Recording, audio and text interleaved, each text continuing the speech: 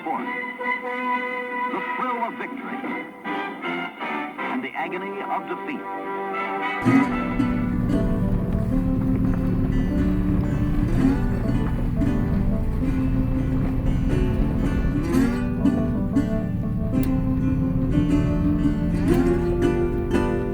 Hey guys, so I'm up to Keweenaw today, and this nice young man here has been selling me cedar that you've been seeing me put on the walls and the barge, and I'm almost out, so I'm up here again today to grab some more. And you can hear the dog, you can hear Wavey just going nuts as always. But we're gonna pick out some seconds here. He's got some different grades, so let's take a look. So you were saying you had some different grades here, eh? Yeah.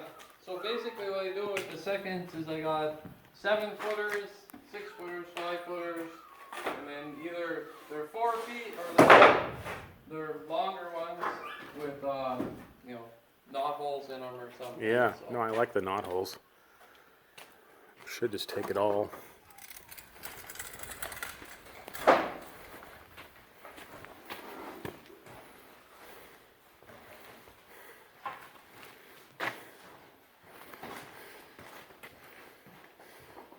All right, guys, I ended up buying this stack for $200, which is a screaming deal for tongue groove cedar. And it's made local right up here in the Keweenaw. It just feels even extra special that it's kind of a local product, you know, supporting local craftsmen. And yeah, so this is how you do it. This is just one more way to make this kind of project come to light.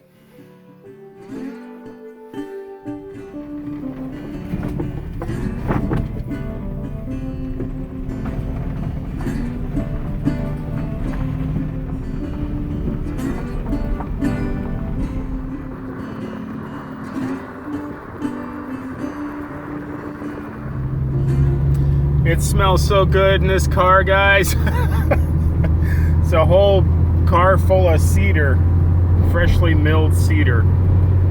I feel like everything I own, I just want to like put cedar in it. Maybe I can do like the door panels in my Scion here in cedar, because then I can smell it all the time.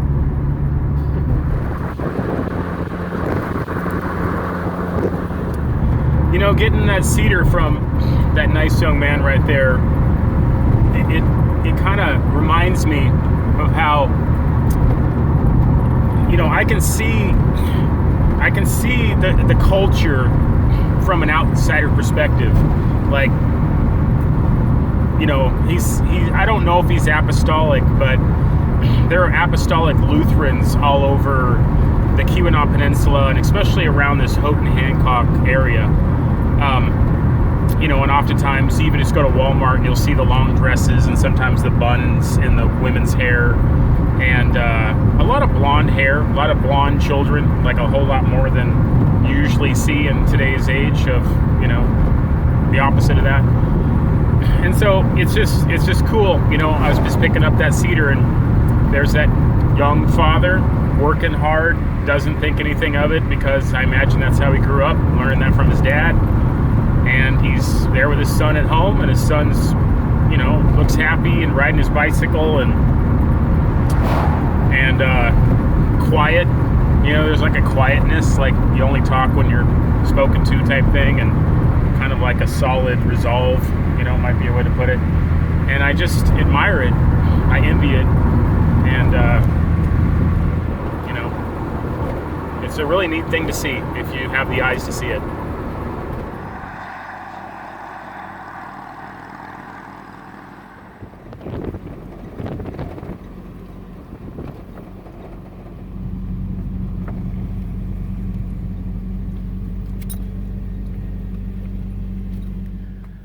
I also picked up this live edge slab from the cedar fella, and I feel like I got a really good deal on it. I thought this stuff was going to be more expensive, but now that I think about it a little more, because it's, you know, probably less processed, you know, without tongue and groove and things like that, then it can, you know, keep the prices down, because it's kind of rustic, you know, wood.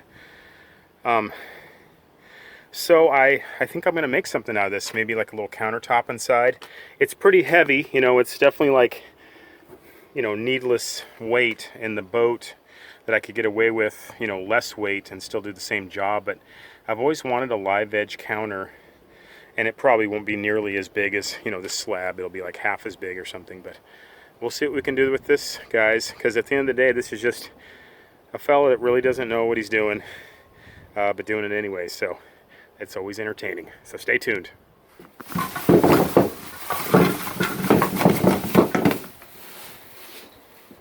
Well, I have access to a chop saw here.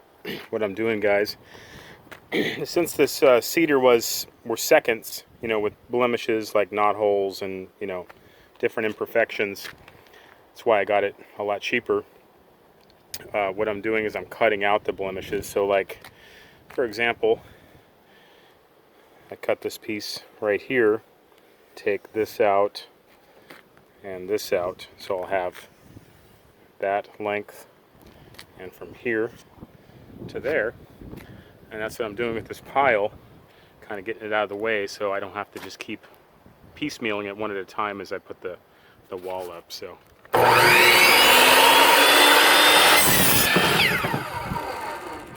alright, guys, so I got this pile of cedar cleaned up with the chop saw here, and now I'm going to go inside and keep foaming and insulating that starboard side wall, and let's try to get this done.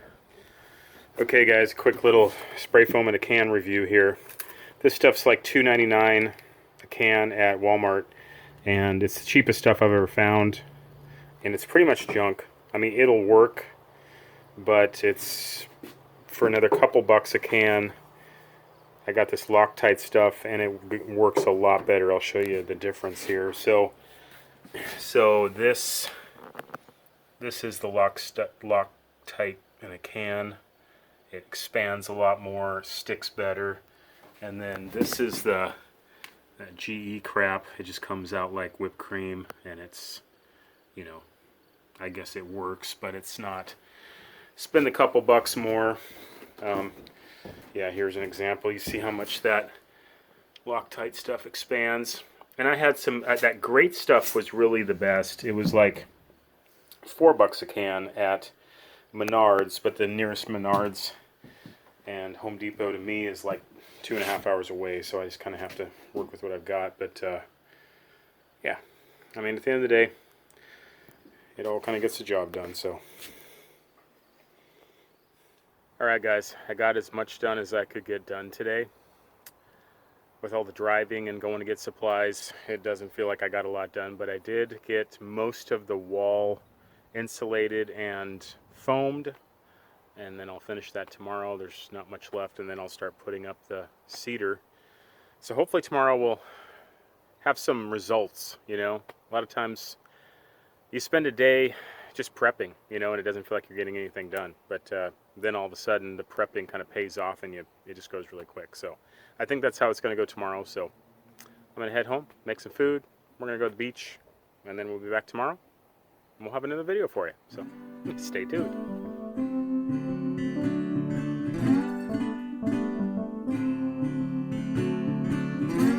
Ready to go home? Go jump in the lake?